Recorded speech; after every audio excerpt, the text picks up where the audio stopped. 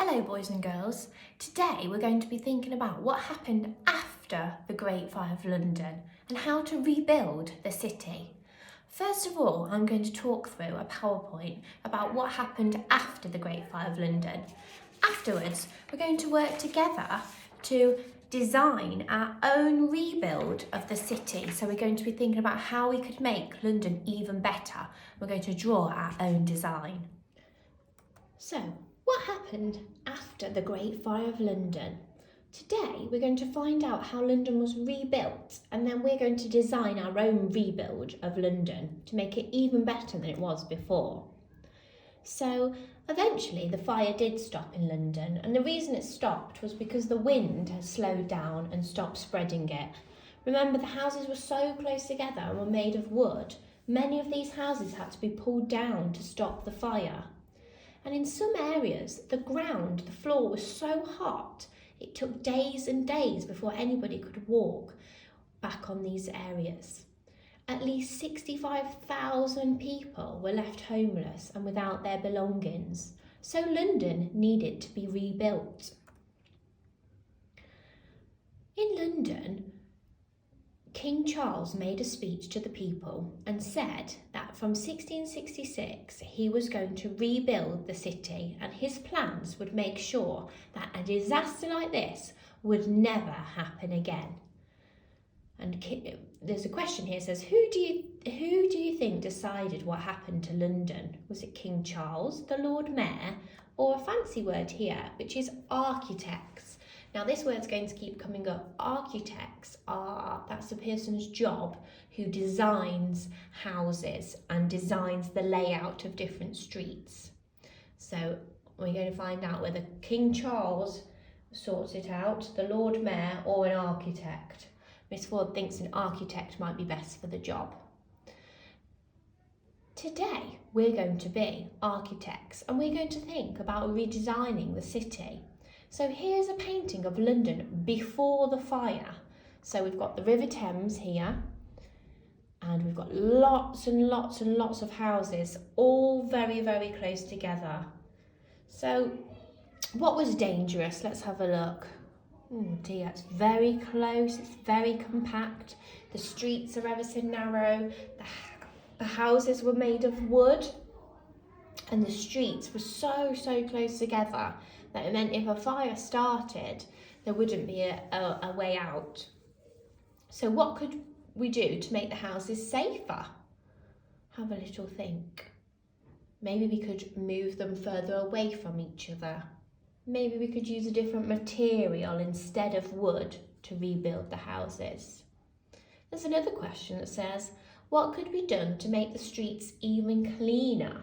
So when we first started learning about the Great Fire of London and the Tudor houses, we realised that there was a jetty where people used to walk underneath, because out of the top window, people used to throw their stools out of the window, or so wee and poo would come flying out the window. Not stools as in something you sit on. That's an old-fashioned word for a poo. So it's very disgusting, and that made the streets very, very dirty. And because they were so close together, all of the dirt and all of the rubbish went into the streets. So maybe we could get some toilets built in our new houses, or some drains and some sewerage for all the waste to go in. And what could be done to make the streets safer? Well, maybe we could make the streets a bit wider, because they were so narrow in 1666. This didn't help the fire. So how would we rebuild London? Here's an architect's idea of a design of the city. Remember, an architect is somebody who designs and plans and builds new houses. So let's have a look. How would the houses be safer? Wow, they're much further away from each other. There's a lot more space between the houses. What will the houses be made from? Well, I can see tiles, and it looks like brick, and we've got big glass windows. What will the streets look like? Well, the streets have got some nice trees in between them. They're much cleaner and wider. It looks safer because there's a pavement for the people to walk on. And how much space will there be? Well, it's a lot more spread out. There's a bigger distance between the two houses. So what actually happened after the Great Fire? Well, King Charles decided that an architect called Sir Christopher Wren would be the right person to design and rebuild London. And he made some of the streets much wider and much straighter. And all of the houses were made out of brick, though some of them had a little bit of wood in. The bigger houses had doorways and windows made of stone, and these can still be in London now. It was also made easier to get water from the River Thames that was nice and close to the houses. And our questions here are, do you think any of these ideas are good? And it says, can you share your designs with the class? Well, you can. So we're going to redesign our own city, and we're going to use our ideas and some of the ideas to help us redesign. This is Christopher Wren, who was the designer, and this was some of the houses that he built. And we said that they were made of stone, they had larger window panes, the doors were wider, and they were much, much safer. After the Great Fire of London, we also had St Paul's Cathedral rebuilt, because remember from our map, St Paul's Cathedral was burnt down. And Sir Christopher Wren also designed a monument, so that's a statue, to remember the Great Fire of London. It says, can you guess where it is? I'll tell you where it is, boys and girls. It's on Pudding Lane, where the fire started. So now we've had a little think about how London was so unsafe and why the fire spread so much. We're going to think about how we could redesign the city to make it even better and even safer, just like Christopher Wren. We're going to be an architect. So Miss Ford's got her sheet here that we've uploaded to the website. You don't need this sheet. You can just write it on a plain piece of paper if you want to, or draw on a plain piece of paper.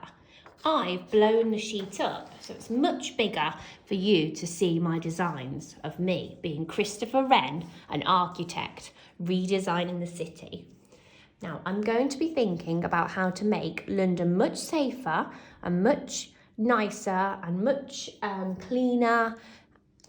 So I'm going to think, first of all, one of the key points was that they couldn't get the water from the river because it wasn't close enough or accessible enough. So I'm going to have my river flowing down the beginning front of my city. And you can have it wherever you want, but I'm going to have it flowing down. And then I'm just going to make little bays here in each part of the river on the bank, so that people can access the water much more easily. So if there was another fire, they could access the bank much more easily.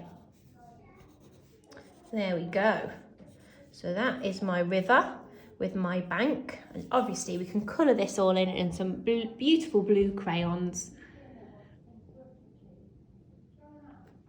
Okay, so I'm now going to start with my street being much, much wider. So I'm going to have my street going back. It's going to be going I'm going to start it over here, and it's going to go all the way back. And I'm going to have it nice and wide because I don't want it narrow like it was in 1666. So we don't want our houses burning. And then I'm going to draw some houses over here, and I'm going to have my houses nice and far apart away from each other. There's one of my houses, and my house is not going to be made out of wood. It's going to be made out of, what do you think, boys and girls? That's right, brick. Now, Miss Ford is not the best artist in the world, but she's trying her best, and that's all that matters. That's all we want from you boys and girls, is for you to be trying your best at home. Okay, so here's my brick house. I'm going to add my bricks in now.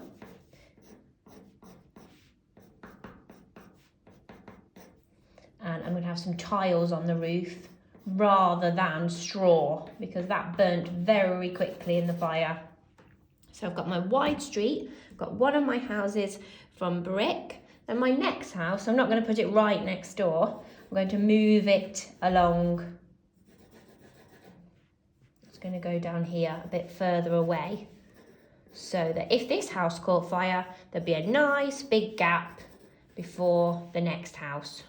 So we do not want another Great Fire of London, do we? And this one's going to have really big windows in it, with quite big panes of glass, because it's got less expensive now. And we'll have our bricks. I hope nobody's laughing at Miss Ford's drawing. Sometimes I have some cheeky children giggling at my drawing in the classroom. I'm trying my best. Okay, and then I'm also going to have some more tiles on this roof. Now, in the street, I'm going to have some drains going along, and down the side of the house I'm going to have some pipes coming down, so any rubbish or any toilet waste, any wees or poos can come down the drain, down the pipe into the drains, so that it's not all out on the streets and the rats can't be enjoying it. And then I think I'm also going to have some bins as well. I'm going to have some bins on my street between the houses, because I think that's a good place for the rubbish to be collected. Remember, this is my design. I'm the architect. And then I'm going to include some trees as well, because when we first looked at London, it looked very dull and brown and horrible. So if we have some more trees in London, that'll give us more oxygen, and that'll make the air much nicer for people to live in. So I've got my nice wide street. It's nice and straight as well, so it's easy for people to go up and down. I've got my bays here, so that if anybody needs to go and collect water from the river, they can. And I've got my pipes, so that we haven't got as much horrible sewage coming out, which is wees and poos. I've got my bin to make it much safer. I might also have my pavement, because they didn't seem to have pavements for the people to walk up and down. So I'll have a pavement here, which would make it much safer for people to walk up and down. I might even label it if I want to. And here is my River Thames.